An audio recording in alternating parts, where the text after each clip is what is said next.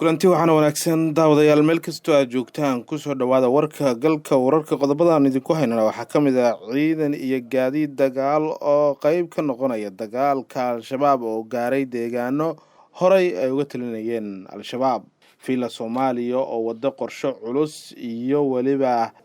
madaxweynaha Jubbaland oo arintaasi taageeray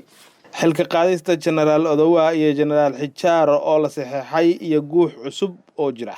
turkiguna waxa uu gacanta ku dhagay haweeney ku eedeysan qaraxii ka dhacay magaalada Istanbul qodobadaas iyo qodobo kale oo aad u xiiso badan ayaan idinku haynaa warka janalka wararka aan ku bilownay guddiga joogtada ah ee golaha shacabka ayaa hadda ka doodaya buuxinta kuraasta golaha baarlamaanka 11aad ee bannaan waxaana isku hayaan soo saaridda qaraar guddiga ka yimid gudoomiyaha golaha shacabka Aadan Madoobe ayaa ku doodaya in qabashada doorashada kuraasta bannaan ee golaha baarlamaanka ay tahay in lagu soo doorto deegaan doorashadoodii ayna doortaan 101 qof iyadoo oo shaqadaasi ay qabanayaan maamul goboleedyada iyo waliba xafiiska ra'iisul wasaaraha oo leh korjoogteyn waana soo jeedin ka timid madaxweynaha Soomaaliya Aadan Madoobe ayaa ku doodaya in la kala diro guddiga doorashooyinka madaxa bannaan ee ay hogaaminayso Xaliime Yare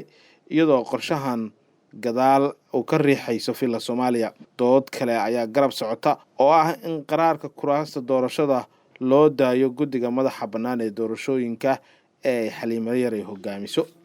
deegaanka qayb ee gobolka Galgaduud ayaa waxaa maanta gaaray ciidamo badan iyo waliba ugu yaraan 30 gaariidka dagaalka ah kuwaasi oo hogaaminayaan mas'uuliyiin ka tirsan dowladda federaalka ee Soomaaliya ciidanka iyo gaadiidka dagaal ee gaaray qayb ayaa waxaa door muhiim ah ay ka qaadan doonaan howlgallada iyo waliba la dagaalanka al-shabaab saraakiisha iyo mas'uuliyiinta kale ee la socota ciidamada oo warbaahinta la hadlay ayaa sheegay inay hadda diyaar u yihiin iska xoreynta al-shabaab isla markaana ay dhawaan ka howlgali doonaan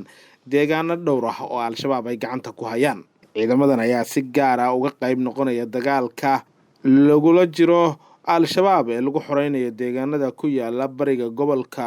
Galgaduud sida ay sheegeen iyo waliba saraakiisha hogaaminaysa arrintan ayaa imaanaysa xilli dhawaan ciidamo ka tirsan kuwa dowladda iyo kuwa deegaanka ay la wareegeen deegaano ku yaala bariga gobolka Galgaduud sida Wabxo Warxoolo iyo deegaano kale oo ka tirsan Galgaduud oo ay awal hore gacanta ku hayeen al-shabaab war lagu kalsoon yahay oo ay heshay warbaahinta ayaa sheegaya in saacadaha soo socda xilka qaadis lagu sameyn doono taliyaha ciidanka xoogga dalka iyo waliba kan booliiska Soomaaliya ila wareedyo lagu kalsoon yahay oo aan ka helay xafiiska madaxweynaha Soomaaliya Xasan Sheekh Maxamuud ayaa waxa ay xaqiijinayaan in la saxeexay dekreetada magacaabida taliyaha cusub ee ciidanka xoogga dalka xilli xalay la magacaabay taliyaha ciidamada badda Soomaaliya bedelka lagu sameynayo hogaanka taliska ciidamada xoogga dalka iyo booliiska ayaa ka dhigan in generaal Odowa Yuusuf Raage iyo generaal Cabdi Xasan Maxamed Xijaar oo saaxiib la ahaa dowladda nabad iyo nolol ay sanad barkii la shaqeeyeen dowladda madaxweyne Xasan Sheekh Maxamuud balse hadda la gaaray xilligii laga wareejin lahaa shaqada taliska ciidanka xoogga dalka ayaa la filayaa in loo magacaabo sarkaal ka soo jeeda dhinaca Puntland sida xogaha ay sheegayaan horeyna uga soo mid noqday ciidamada commandoska danab taliska ciidanka booliiska Soomaaliya oo hadda uu hayo generaal Xijaar ayaa laga qaadayaa waxaana xogtu ay sheegaysaa in loo wado qof ka soo jeeda deegaanada koonfur galbeed Soomaaliya kaas oo hadda qayb ka ah mashruuca qoridda ciidamada Soomaaliya ay qoranayeen dowladaha Imaaraadka iyo Masar kaasi oo ka kaxeeyay Muqdisho ciidamo badan sidoo kale taliyaha ciidanka lugta taliyaha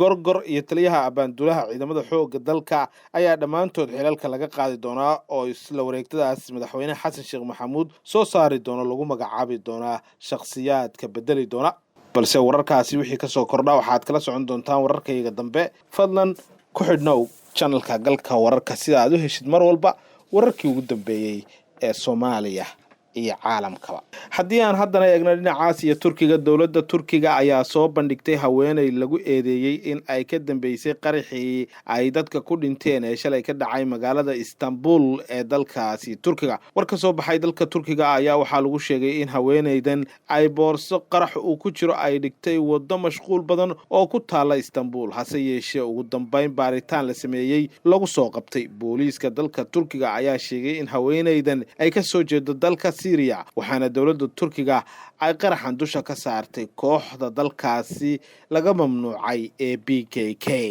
warkii aad kala socoteen channelka galka wararka daawadayaal waa naga intaas. fadlan haddii aad nagu cusub tahay channelka noo subscribe garee, haddii aad horey noola joogtayna barnaamijka noo sii share garee si uu dad badan u gaaro. mahadsanidin.